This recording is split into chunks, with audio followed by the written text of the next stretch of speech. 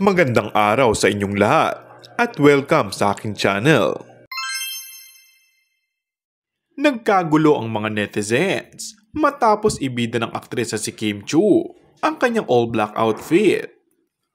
Sa Instagram post ni Kim, makikitang may nakakabit na itim na pakpak sa likuran ng aktres.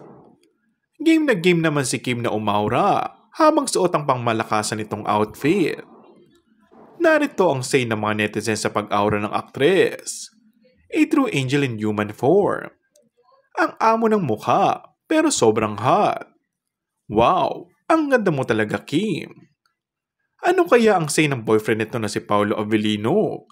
Dahil super hot nga naman noong Sunday si Kimi. Isa si Kim Chiu sa mga celebrity ni crush ng bayan.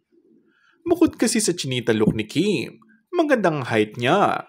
At hindi may kakli na isa siya sa malalakasang appeal na artista ngayon sa Pilipinas.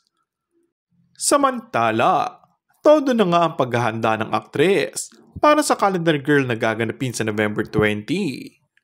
Dito ay formal lang ipapakilala ang aktres bilang pinakabagong mukha ng nasabing isang sikat na brand ng alak. And that's all for our today's video.